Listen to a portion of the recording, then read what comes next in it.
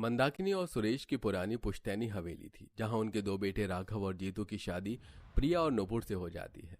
प्रिया तो मॉडर्न जमाने की थी, लेकिन नुपुर जमीन से जुड़ी हुई सुलझी स्वभाव की संस्कारी बहू थी। आखिर क्या दोनों बहू पुश्तैनी ससुराल में अपना सामंजस्य बिठा पाएंगी? आइए जानने के लिए कहानी में आगे बढ़ते हैं। सास पुश्तैनी तौर तरीके से बहू का स्वागत करती है। इस पुश्तैनी ससुराल में तुम दोनों बहू का स्वागत है। अब इस पुश्तैनी चावल वाले कलश में धीरे से दाएं पैर मारो और अंदर आ जाओ। मम्मी जी, व्हाट इज दाएं? दीदी माँ जी कह रही है सीधे पैर से अंदर गृह प्रवेश करना है। एक्सक्यूज मी, मैंने मम्मी जी से कहा है, तुमसे नहीं। नुपुर बहू, जब प्रिया बहू ने तुमसे कुछ पूछा नहीं तो बीच में टांग अड़ानी जरूरी है? प्रिया बहू, राइट पैर आके रखो। ओके माँ जी। तब दोनों बहू एक साथ दाएं पैर से पुश्तैनी कलश गिराकर गृह प्रवेश करती हैं। हमारी दोनों बहू ससुराल में आ गई हैं। अब बहू यहाँ के कुछ पुश्तैनी नियम कायदे कानून हैं जो काफी समय से चले आ रहे हैं, तो तुम लोगों को भी इसे मानना होगा। मंदाकिनी, जरा अपनी दोनों बहू को सब कुछ बता दो, खाने पीने से लेकर पहनने ओढ़ने तक। जी बिल्कुल। प्रिया, नुपुर बहू, जैसे कि हम राजस्थान में रहने वाले लोग हैं तो अपने पुश्तैनी चीजों से, अपनी मिट्टी से बहुत ज्यादा जुड़े हुए होते हैं और यहाँ की सांस्कृतिक यानी कि कलर का बहुत महत्व है। काफी लोग हमें पुराने समय से जानते हैं, पुश्तों ने हमें याद रखा, इसीलिए आज तक कोई भी भूल चूक किसी ने नहीं की है। तो तुम दोनों भी मत करना। कहने का मतलब कल से 4 दिन तक घर में पुश्तैनी नियम, पूजा पाठ सब कुछ होगा और पुश्तैनी पहनावा भी रखना है। कल सुबह मैं तुम्हें साड़ी और गहने दे दूंगी। माँ जी चिंता मत कीजिए, आप जैसा कहेंगी मैं बिल्कुल वैसा ही करूंगी। हर चीज में बोलना जरूरी है क्या? मेरे सामने तुम्हारी कोई वैल्यू नहीं है। गरीब घर की लड़कियों को मैं ज्यादा मुंह नहीं लगाती। आज तक हमारे रईस घर में सिर्फ अमीर औरतें रहने आई हैं। तुम पहली हो जिसे ये पुश्तैनी चीजें मिलेंगी। बस करो मंदाकिनी, अगर तुम्हारा एक बेटा अमीर लड़की को पसंद करके इस घर में लाया है तो दूसरे को भी अपनी पसंद की लड़की से शादी करने का पूरा हक था। बस फर्क ये है कि उसने नुपुर को चुना, जो कि गरीब निकली पर स्वभाव से वो अच्छी है। आपके कहने से क्या होता है, वो तो मैं इसे यहाँ देखूंगी। सास की बात सुनकर सब अपने अपने कमरे में चले जाते हैं। बाद में पुश्तैनी घर, हवेली, झूमर देख नूपुर दंग रह जाती है। जीतू जी, ये पुश्तों वाला ससुराल कितने साल पुराना है? आखिरकार मेरी तुमसे शादी हो ही गई। तुम यकीन नहीं मानोगी, लेकिन इस साल के आखिरी महीने में इस पुश्तैनी हवेली को करीब 100 साल हो जाएंगे। यानी कि ये 100 साल पुरानी है। मेरी दादा के दादा, उनके पिता रहे हैं यहाँ पर। और ये पेंटिंग देख रही हो, उस जमाने की बनी हुई है। बाप रे, ये चीजें इतनी पुरानी हैं। लेकिन हमारे कमरे में क्यों है? कहीं ये खराब हो गई तो? जीतू जी, से यहाँ से उठवाकर कहीं और रखवा दीजिए। अरे पूरी हवेली ही पुश्तैनी है। हर एक कमरे में हर एक चीज, दीवारों पर पुश्तैनी कोई ना कोई निशानी है। कितना तुम उठाकर रखवा दोगी? बस ध्यान से रहना।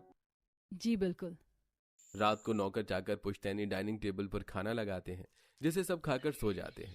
अगले दिन दोनों बहू अपने अपने कपड़ों में तैयार होती हैं। एक बहू ने मॉडर्न कपड़े, नॉर्मल ज्वेलरी पहनी थी, तो दूसरी ने साड़ी, मंगलसूत्र पहना था। हे कृष्ण भगवान, ये तुम दोनों ने कैसे कपड़े पहन रखे हैं? अगर किसी ने भी हमारी पुश्तैनी ससुराल की बहू को इस हालत में देख लिया तो हमारी बहुत बदनामी होगी।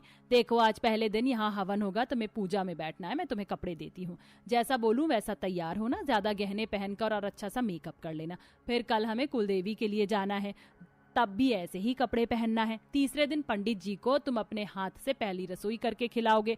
उसके अगले दिनों में दान दक्षिणा करनी है। तब तक तुम्हारे कपड़े बिल्कुल भी फीके नहीं होने चाहिए, चाहे उसके बाद जो मर्जी करना। ये लो तुम्हारे गहने और कपड़े, और नुपुर ये तुम्हारे। फिर दोनों बहू पुश्तैनी गहने और कपड़े लेकर तैयार होने चली जाती हैं।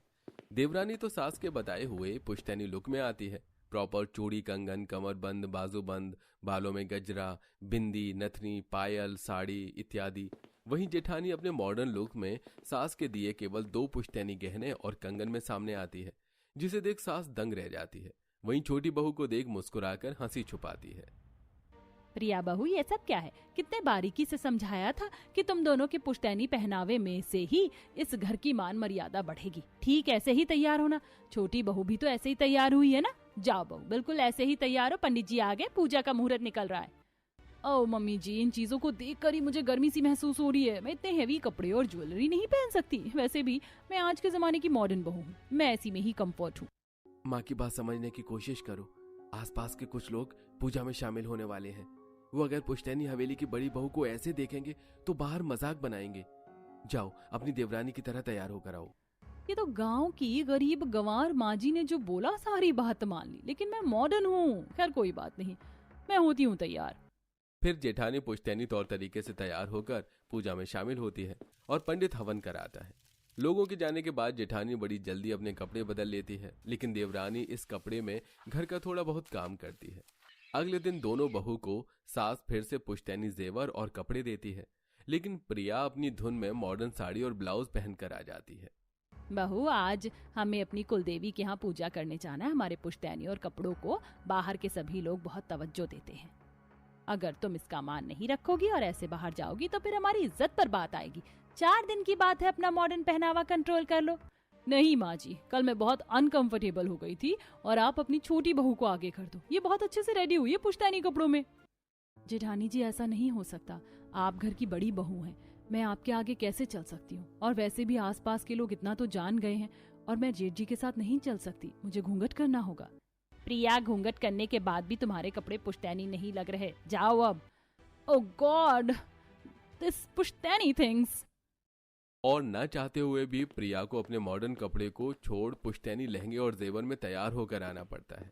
घर के सभी लोग कुलदेवी के मंदिर जाकर जल चढ़ाते हैं, माता की पूजा करते हैं और वृक्ष पर धागा लगाने के बाद घर लौटते हैं। तब पड़ोसी लोग, अरे प्रणाम ठाकुर साहब, आपकी पुश्तैनी हवेली में सब कुशल मंगल तो है? लगता है बहू को कुलदेवी की पूजा करवा कर ला रहे हैं आप। आपने बिल्कुल ठीक फरमाया मदुरई जी। नूपुर बहू, प्रिया बहू, ये हमारे पुश्तैनी पिताजी के दोस्त के बेटे हैं।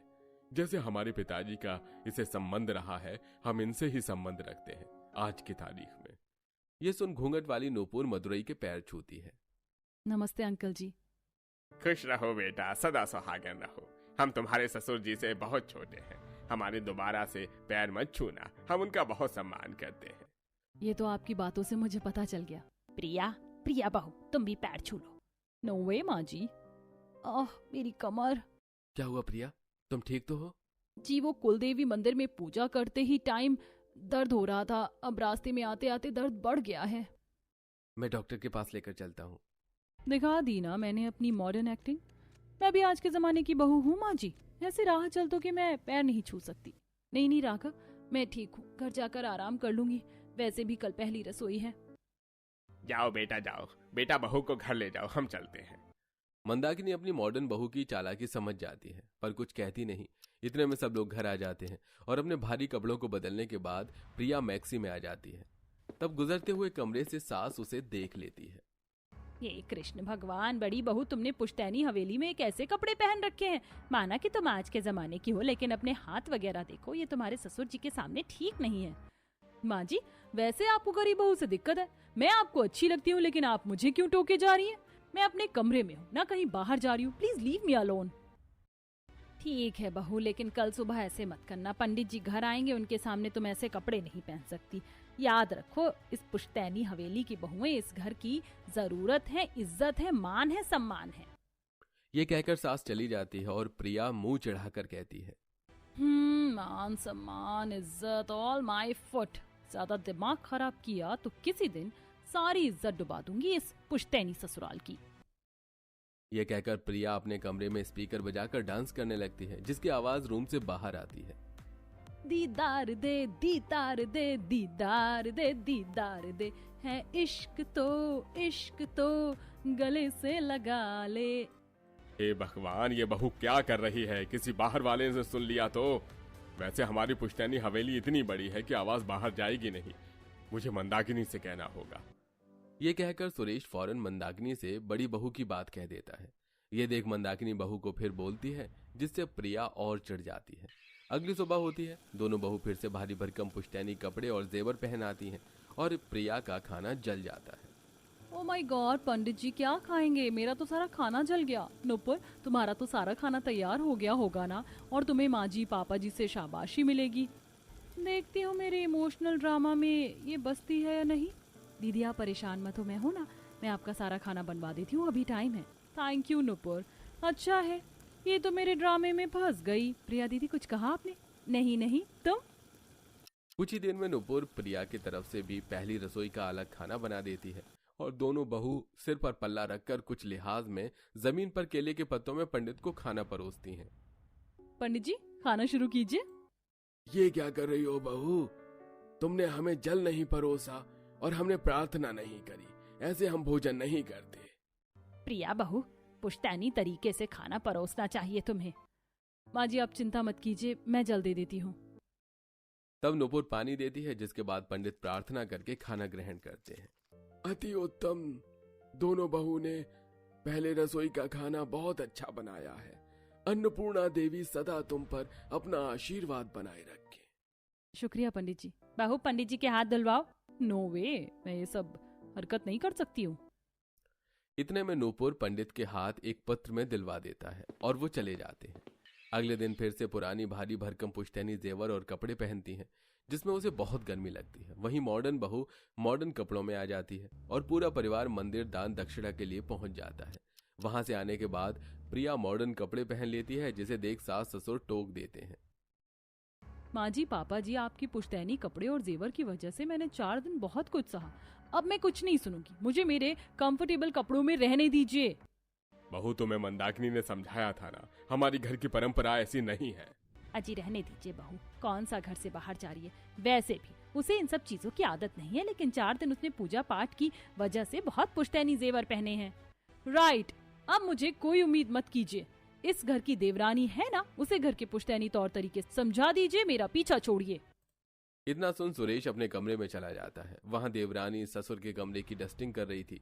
तब पुरानी चीज देख वो सवाल करती है। पापा जी, इस कमरे का एक एक झूमर और ये पुरानी तस्वीर, ये मेडल, ये सब पुश्तों की है क्या? क्या आपके पिताजी का है या उनके पिताजी के पिताजी का?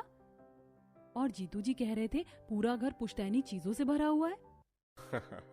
मैं हूं ना बहू, मैं तुम्हें इस घर की सारी पुश्तैनी चीज दिखाऊंगा।